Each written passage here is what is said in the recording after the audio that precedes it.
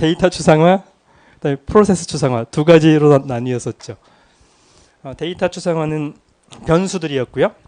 단순 변수 기본적인 거, 그다음에 배열 구조적인 거, 그다음에 모듈 패키지 구조적인 것 변수들 묶어서 한 그룹으로 한 그런 세 단계가 있었는데 그 중에서 이제 프로세스 추상화의 구조적 추상화는 조건문 반복문이 대표적인 구조적 추상화죠. 그래서 자바하고 에이다 언어하고 if문 그다음에 반복문 얘를 비교를 해본 건데요. 자바는 여러분들 이거 바뀌었다. 이쪽이 자바죠. 이쪽이 에이다고요.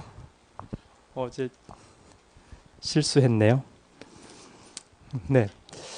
자바의 if문은 if, else, C 언어 스타일이죠. 로 되어 있고요. 에이다의 if문은 이렇게 되어 있어요. 어떤 차이가 있죠? 이 조건문에 괄호가 있고 없고 대신에 then이라고 하는 키워드가 있고 없고 else에도 중괄호 열고 닫고가 자바에는 있고 에이다에는 중괄호 열고 닫고가 없네요. 좀 차이가 있죠? 그래서 에이다 같은 경우에는 조금 더 폼이 잘 갖춰져 있어요. if, then, else, and if 이게 영역을 구별하는 키워드 역할을 하죠. 그래서 if하고 then 사이에 조건문이 들어가고요.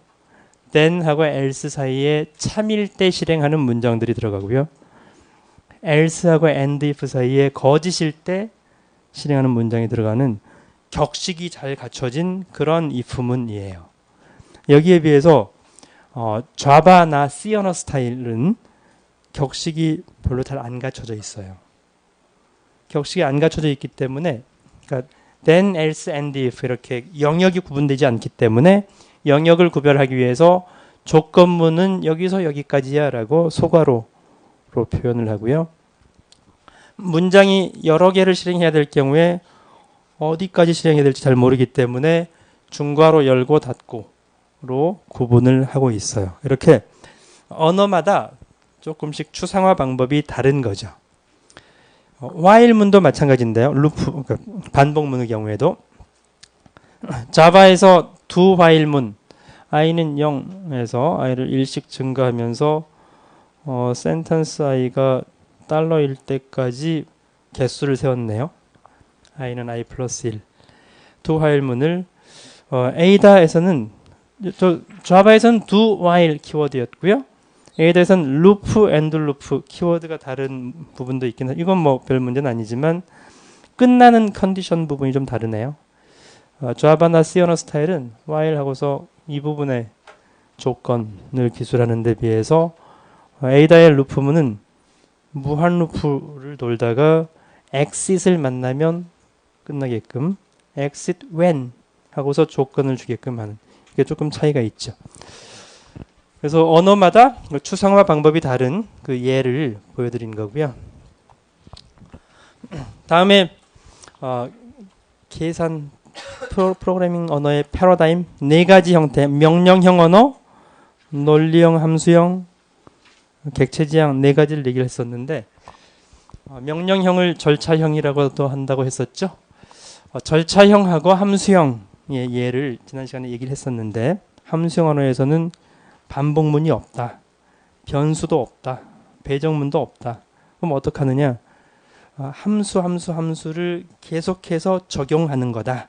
마치 객체지향 언어에서 A, B, C, D 이렇게 메서드 콜 하는 것처럼 하면서 그래서 이제 순서가 아니라 함수 적용하는 것이고 그 다음에 반복문 형태는 리커전을 이용해서 한다라고 했었죠.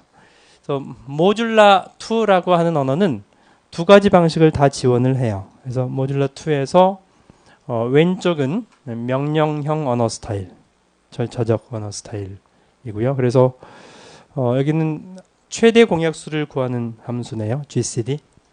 오른쪽은 함수형 언어 스타일로 리커시브 함수로 구현해 봤고요. 여기 참고로 최대 공약수는 어떻게 구하죠? 글쎄, 저도 최대 공약수 구할 프로그램을 짜본 적이 없어서 가르쳐 봤더니, 예를 들면 12하고 18의 최대 공약수는 6이죠.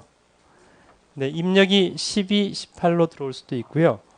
18, 12로 들어올 수도 있거든요. 여기서 공약수, 약수 중에서 가장 최대가 되는 정답은 6일 텐데 6, 22, 6, 3, 18이니까요. 그래서 6이라는 것을 어떻게 구할 거냐. 큰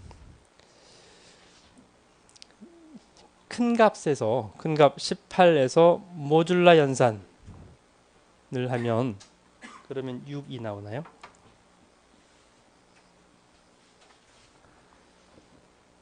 이게 큰 값을 작은 값으로 모듈라 연산을 하고 그 값하고 반복 리커시브 함수로 호출하면 쉽게 되던데. 그래서 처음에 그러니까 큰 값, 작은 값 순으로 돼 있으면 바로 되는데요. 이렇게 돼 있을 때는 이 모듈라 연산을 한번 더 해요. 그러면 12, 18 모듈라 연산을 하면 그냥 12가 나오는 거죠. 그래서 이걸 바꿔줘요.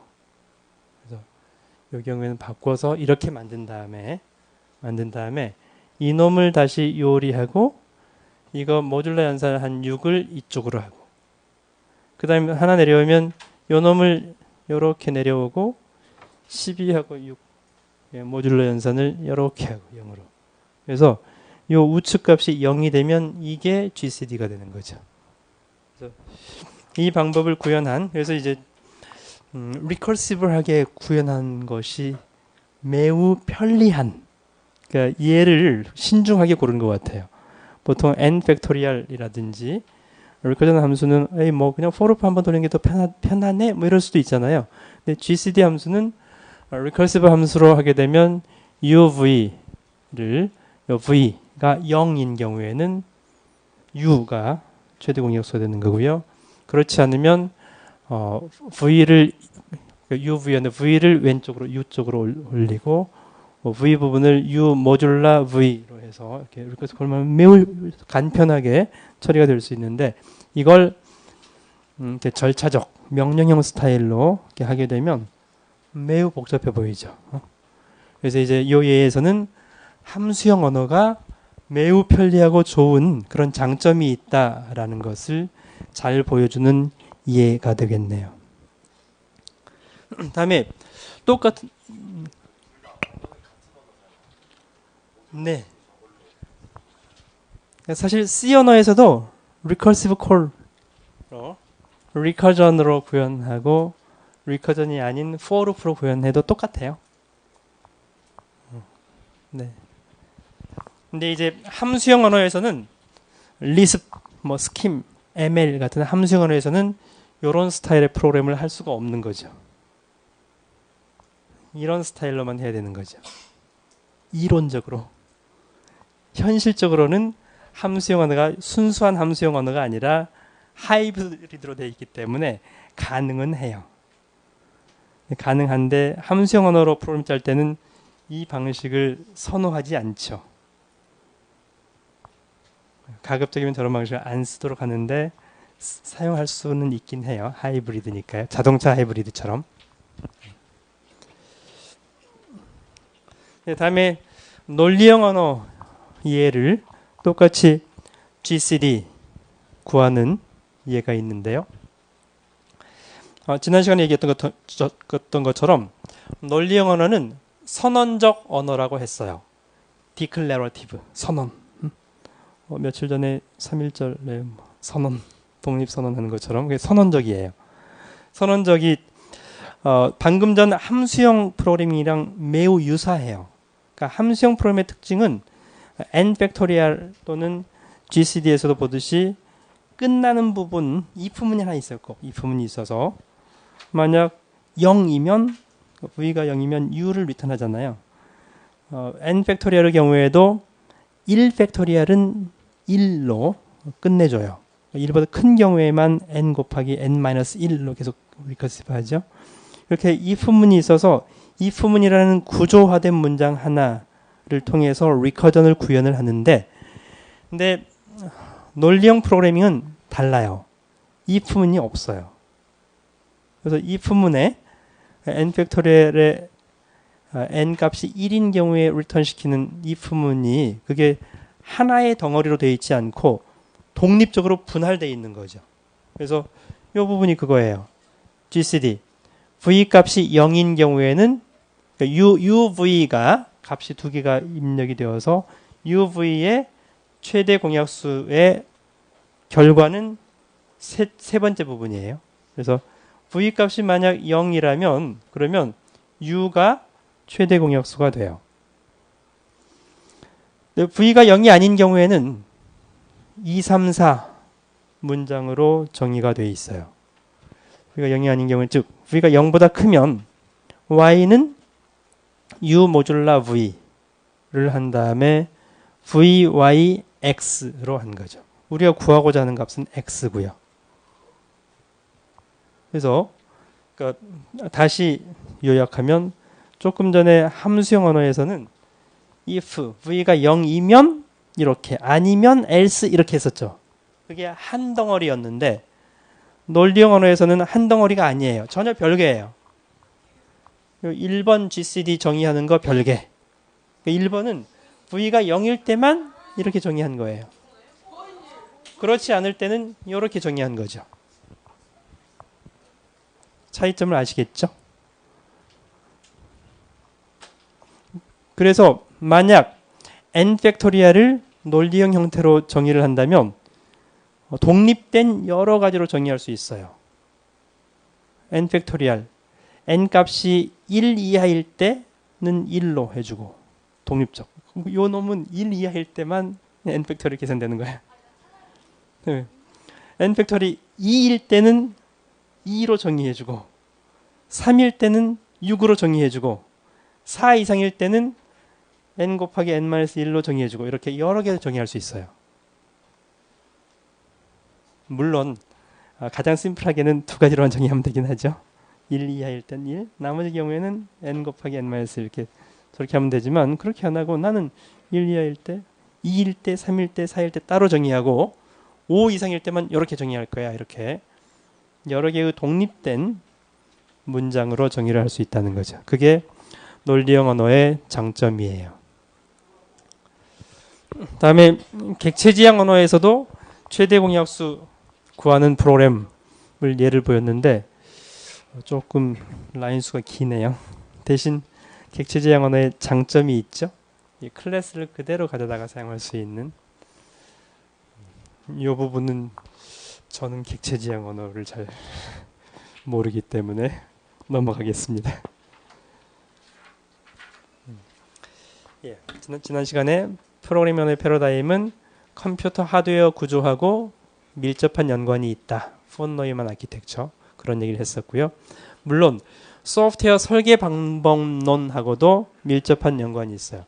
소프트웨어 설계 방법론은 소프트웨어 엔지니어링 과목에서 주로 배우게 되는데 그러니까 소프트웨어 디자인하는 방법이 제가 학생 시절에는 구조적 설계 방법론이었었고요. 그 다음에 객체지향 언어가 등장하면서 90년대 이후에는 그 구조적 설계가 객체지향 설계로 바뀌었어요. 그리고 요즘은 또 조금 다른 것 같은데요. 뭐 유스 케이스도 있고 여러 가지 뭐 방법들이 있나 봐요. 근데 그것도 이제 전공 분야가 세분화되면서 저는 그쪽을 잘 안 하기 때문에 그쪽 과목 배우면서 여러분 배우셔야 되고요.